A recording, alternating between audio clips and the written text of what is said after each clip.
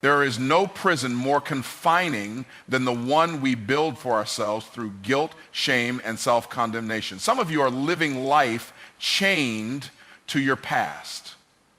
Chained to decisions you made, chained to the people you hurt, chained to opportunities you missed, chained to what you wish you would have done differently. But I came to tell you today, you are not what you did. You are what you choose to become from this day forward. You are not what you did. That decision you made when you were broken, confused, afraid, or immature does not have the power to label your life unless you let it. The problem is too many people allow one chapter of their story to define the entire book, but no one flips to page 12 and assumes they've read the whole novel.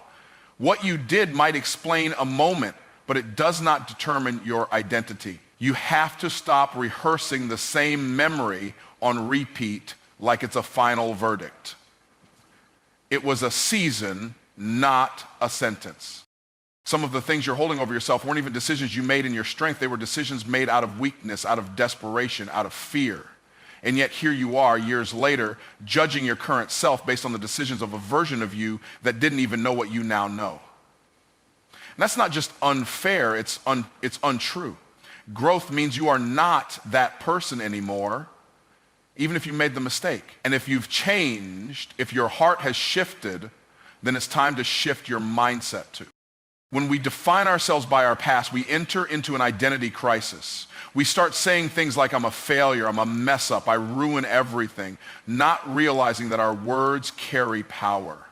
You are not the event, you are not the mistake, you are not the failure. You are a person who went through something. You are a person who chose wrong. You are a person who acted out of alignment. But that moment does not cancel out the totality of who you are or the possibility of who you're becoming.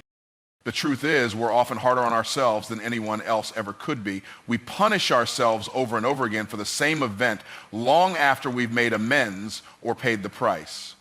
That's not justice. That's bondage. Self-condemnation doesn't produce growth, it produces paralysis.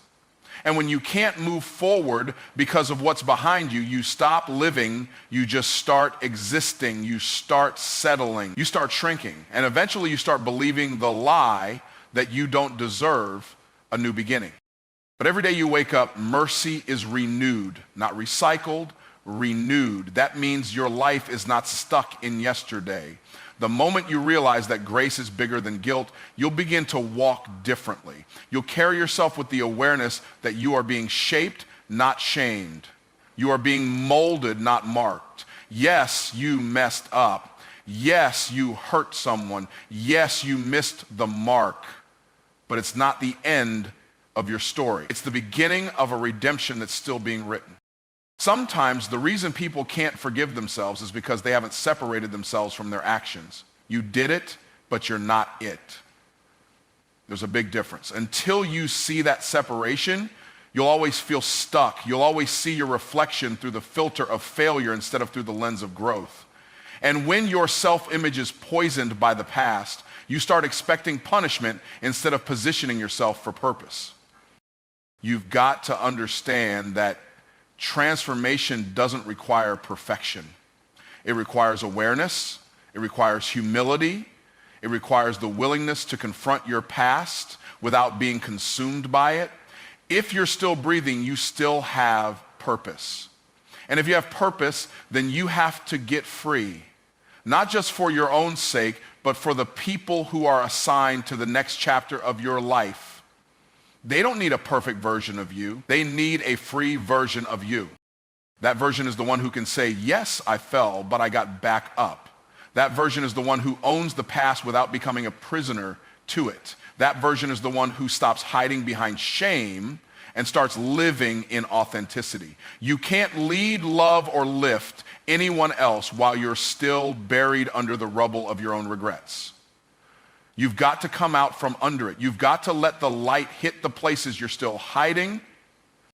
It doesn't matter who still holds it against you. It doesn't matter who won't let you live it down. What matters is whether you're ready to rise above it. No one can keep you in a cage unless you hand them the key. Stop giving people access to what God already set you free from. Stop playing the old tape when the new soundtrack is already loaded and ready to play. Your destiny doesn't begin with perfection. It begins with permission. Permission to forgive, permission to release, permission to believe again. You are not what you did, you are what you choose next. You are the decision to grow, you are the courage to face yourself and say, I'm not done yet. You are the embodiment of mercy, the evidence of grace, the product of progress. You are becoming daily, intentionally, beautifully. What happened was real, but it was never meant to be permanent. The past can inform you, but it should never imprison you. You are more. You are becoming more. Keep becoming. Forgiveness is freedom, not just for the person you're forgiving, but for you. It's the unlocking of a door you didn't even realize you were trapped behind. So many people are walking around in emotional and spiritual chains, weighed down by anger, guilt, resentment, and the desire for justice that never came. But forgiveness isn't about what someone else deserves. It's about what you deserve. And what you deserve is peace. You deserve clarity. You deserve the ability to move forward without dragging the pain of your past behind you like a ball and chain. Holding on to unforgiveness is like drinking poison and expecting someone else to suffer. It doesn't work.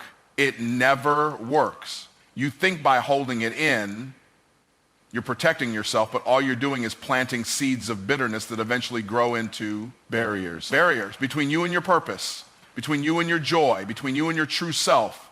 Forgiveness doesn't mean what happened was okay. It doesn't mean it didn't hurt. It means you refuse to let it hurt you forever.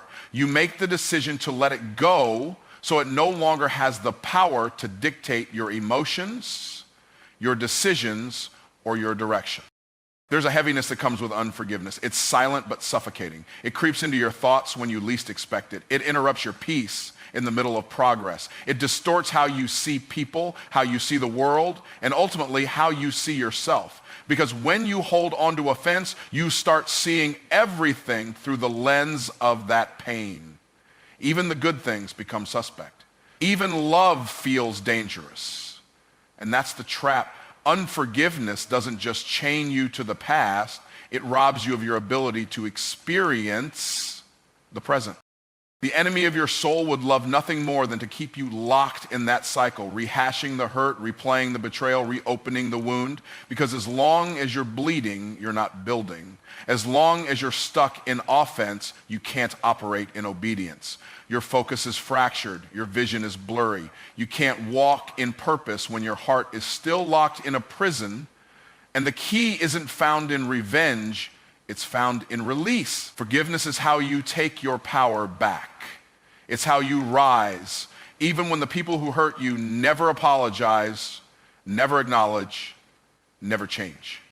Some people struggle to forgive because they think it means weakness. But it takes far more strength to release a grudge than to hold one. Anyone can stay angry, anyone can stay offended, but it takes courage to say, this may have broken me, but it will not define me.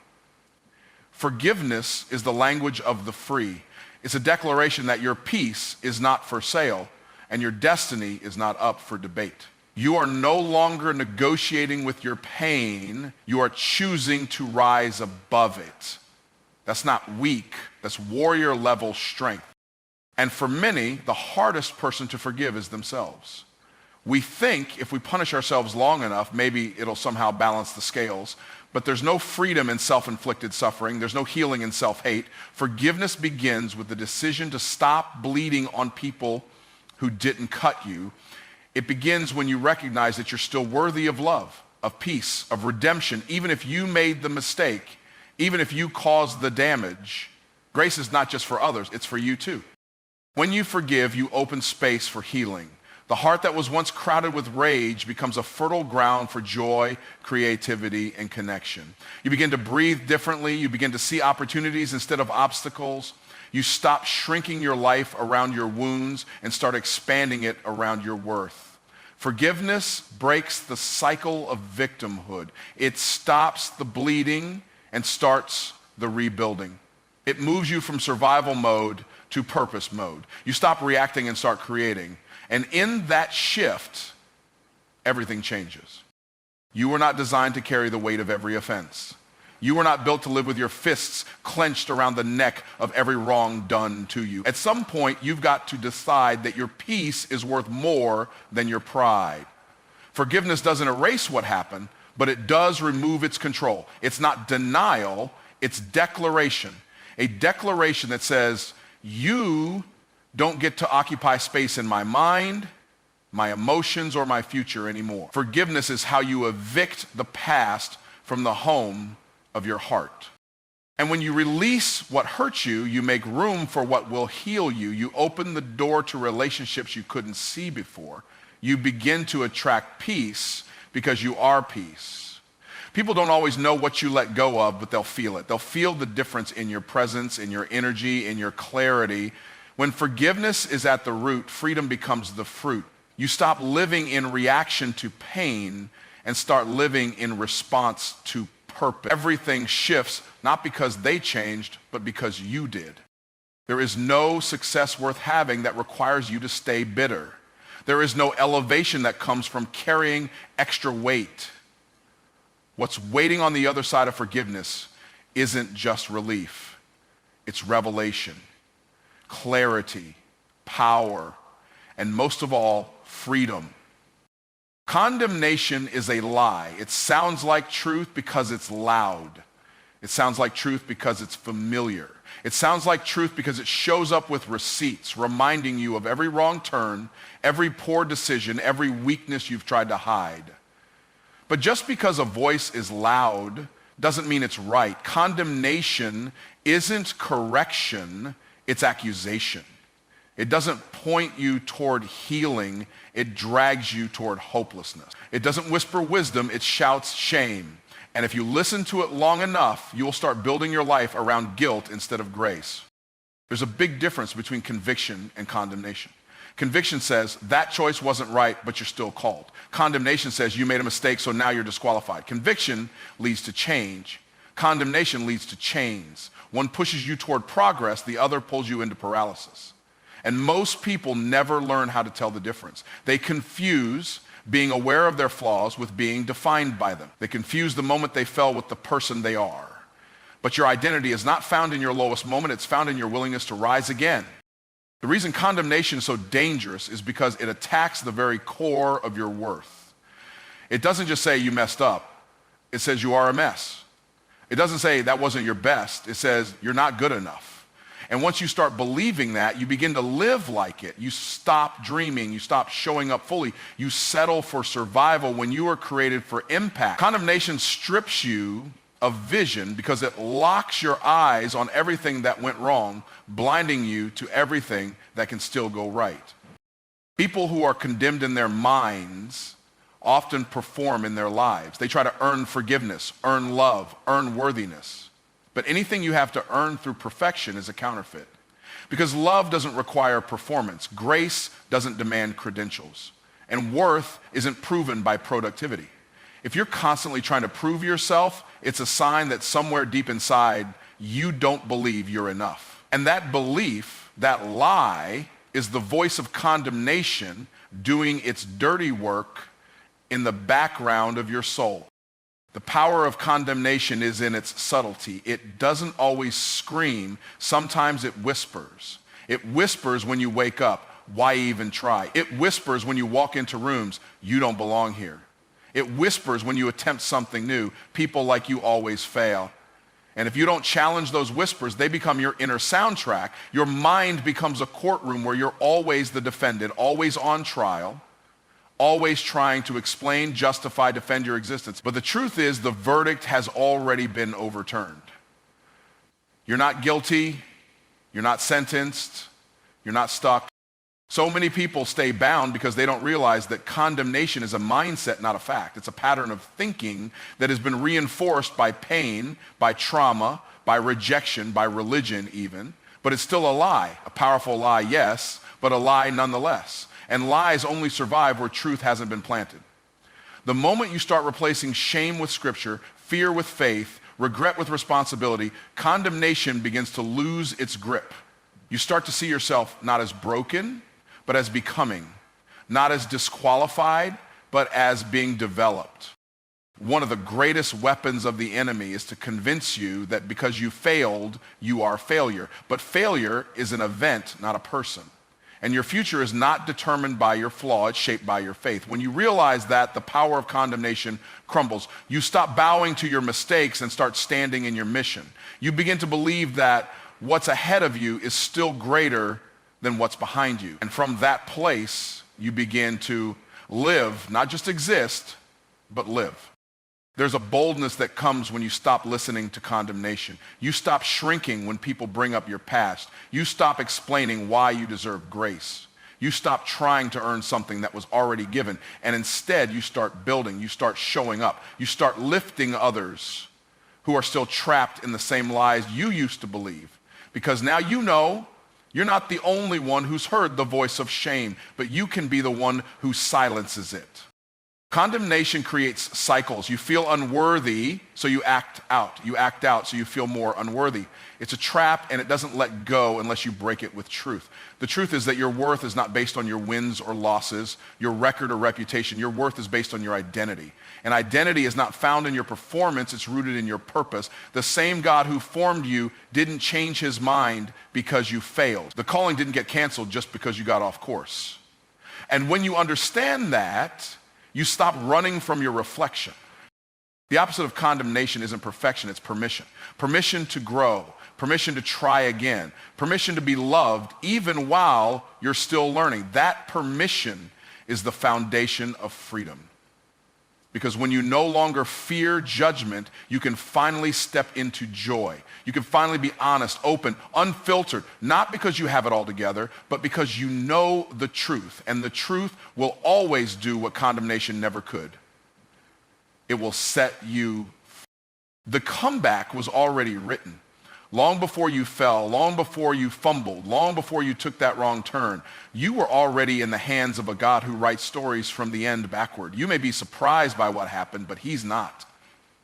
You may be shaken by the fall, but the author of your life has already scripted the recovery. That means the setback didn't cancel the story. It simply set the stage for a greater reveal. It's not over. It never was. You're just in the middle of the process. When you understand that your failure was already factored into your future, you stop seeing it as a detour and start recognizing it as development. Some of the greatest breakthroughs are born out of the darkest breakdowns. What looks like loss in the natural is often gain in the supernatural. You didn't come this far just to be dropped. The dust on your shoes is proof that you're still walking. And even if you had to crawl for a season, you're still in motion. That means the script is still rolling and the comeback is still in motion. We live in a culture that glorifies the highlight reel but hides the hard chapters. But the power of your comeback isn't in how quick it happens, it's in how deep it transforms you. The people who rise the strongest are the ones who fell the hardest and still decided to believe again. You've got to get that in your spirit. Your belief is your bridge. You don't have to know how it all unfolds. You just have to trust that the one writing your story didn't forget you in the valley. The same hand that lifted you before will lift you again. There is no comeback without a fall. There is no redemption without something to recover from. And sometimes the